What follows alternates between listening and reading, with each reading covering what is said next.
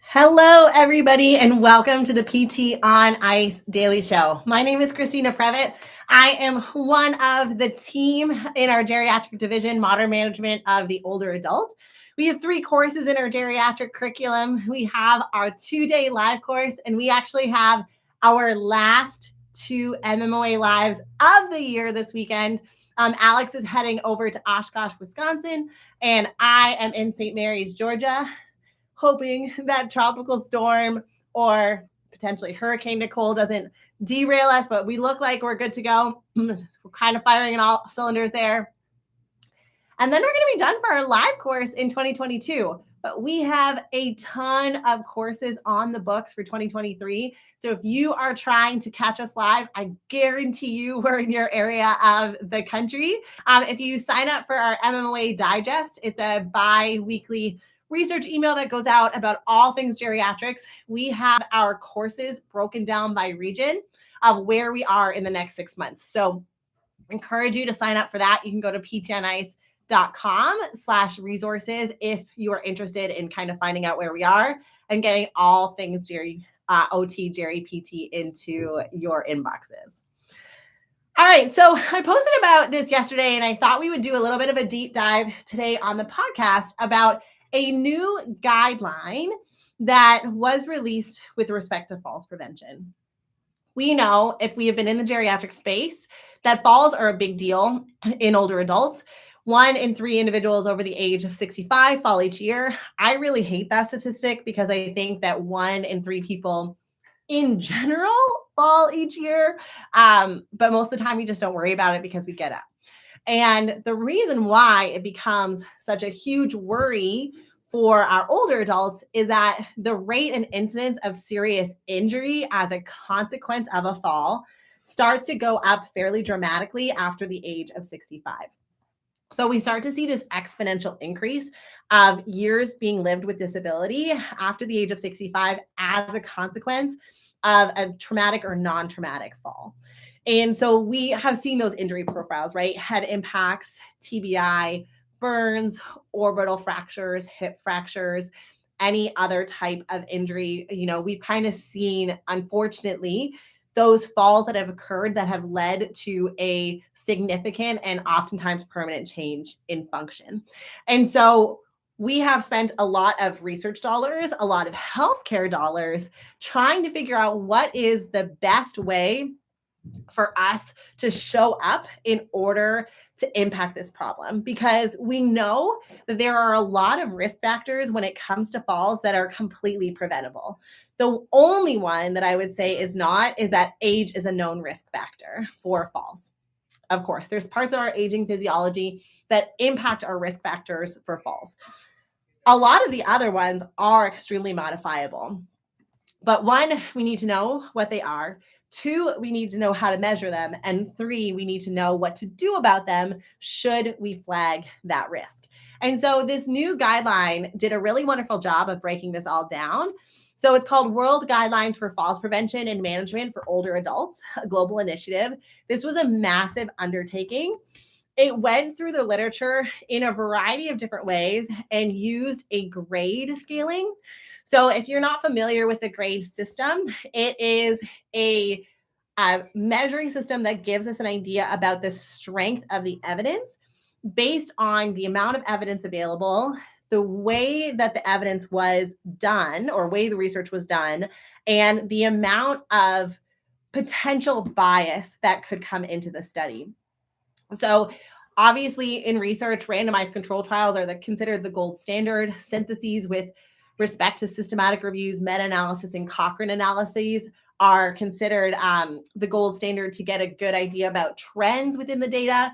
And then when we're looking at quality of evidence, when we aren't putting in the necessary steps to make sure that the study was done in a way that doesn't prevent any bias from coming into the study, that knocks down your grading. So when they think about the way that they set this up, the way that I loved it is they talked about using 4 Ps. So predictive, preventative, personalized, and participatory. And I think this is a really nice way of thinking about it. So Predictive is screening. So the two ways that we're going to be able to show up really well in the falls prevention space is to, one, know the mechanisms that tends to be how older adults fall. In general, in different settings, we now have evidence around mechanisms and kinematics of falls in different settings, ranging from community dwelling older adults to homebound older adults, acute care, long-term care, skilled nursing. So we have this data now. And then we're going to be overwhelmingly curious to ask about the mechanism of falls. The reason why we need to know the general mechanisms that tend to be involved in falling is that there can be a self-report bias or an inability to recall the specific circumstances that led to a person's fall, and it can create a gap in our understanding of where a person's balance is breaking down. So if they can't give us a true narrative history, which sometimes it happens, then the next step is for us to kind of know within the literature base what tend to be the mechanisms for falls so that we can be assessing for those aspects of balance and functional mobility. So predictive is the first one. The second one is preventative, right? So we want to understand what are the risk factors for falls so that we can try to prevent those injuries from happening, right? This is a falls prevention guideline. We are trying to prevent falls. One of the ways that we're going to do that is by knowing what outcome measures to utilize and what those risk factors are. And then the next part is going to be this personalized program. So when we're thinking personalized, we are thinking that there is not a one size fits all falls prevention program. It just doesn't exist. And it's because our older adult population is extremely heterogeneous. And what is going to be the weakest link that is contributing to the highest risk of falls for one older adult is not going to be the thing that is most needed for the next client that you're working in falls prevention for. So, and then the last one, and this one is important, is participatory. Many older adults feel like as they get older, their capacity to accept a certain amount of risk or their perceived control over the amount of risk that they are willing to live with starts to go away. Right? We start saying, oh, no, you shouldn't do that. You could fall. When they say, I understand that I could fall, but I know that risk. I'm thinking of the checks and balances, the risks and rewards, and the reward side is bigger for me, and I want to continue doing that. Right? That type of thing starts to go away. And so the participatory part of this guideline was saying that we need to be collaborating with our clients. Right? We have this falls prevention initiative that we know is important. It's leading to so many negative consequences for our older adults. The healthcare utilization expenditure as a consequence of injuries from falls is just astronomical. However, this is a collaborative effort, and we're talking about people's lives here. And so we want to make sure that we're having this conversation with them. So that was kind of the 4 P's that they talked about as making up the framework for the way that they went about this guideline. And I really loved that because I think we can all kind of get on board on this personalized medicine. And as fitness forward clinicians, we want to be as preventative as possible. So we can get on board with this. So I thought that was really neat. So the next thing that they spoke to is, okay, so how do we get into this screening metric? How do we figure this out? And they framed it off the study. And if you've taken MMOA, Essential Foundations, or Live, we talk about how we really like the study because it gives us a framework and it gives us a communication with our physicians because they get trained on the study. And this is an annual falls screen where they're asking 3 key questions. 1, have you fallen in the past year? 2, do you feel unsteady with walking? And 3, do you worry about falling? And if they answer in the affirmative to any of those 3 questions, then further screening is warranted. So that is where we kind of come into that study framework. And then now let's try and figure out what the risk factors are. So this guideline was extremely comprehensive. I could do an entire hour just talking about this guideline. So we're going to talk about some key points.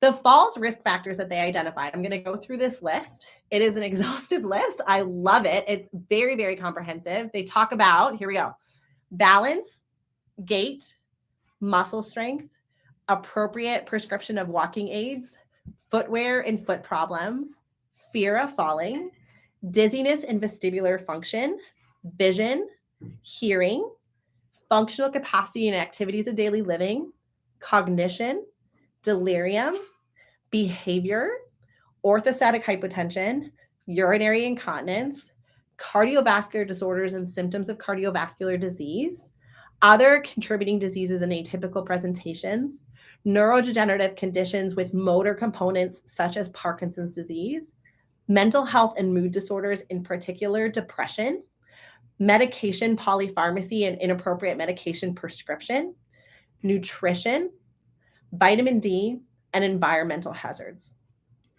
That is a lot. Those are a lot of things. Now, I'm sure you can think, okay, well, that makes so much sense that there isn't a one size fits all, because that priority list for us, that 1, 2, 3 list, that priority list for our client is going to be very different.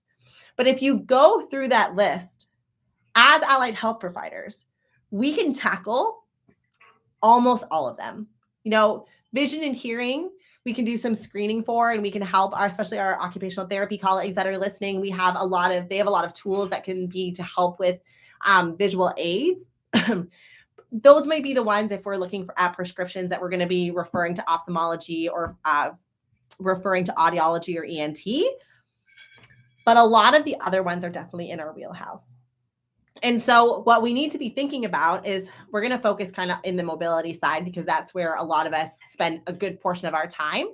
The next step is making sure that we have the right outcome measures. And they did a great job. Again, they broke this down. So is gait less than 0.8 meters per second of a usual gait speed?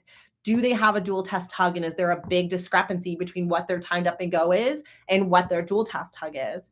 For their balance, if their standing balance is impaired, we best believe that their dynamic and reactive control is impaired. So if indicated, perform a full assessment in a structured manner using tools such as the Berg, Tinetti, and the Mini Best. Consider referral to allied health.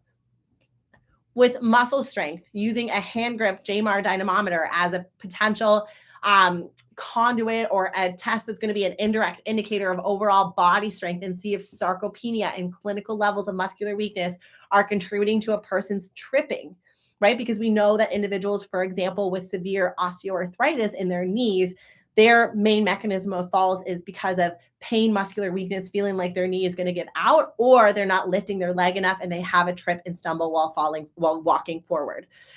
Walking aids, assess for the appropriateness and use of walking aids and potential mechanical defaults in their gait aids.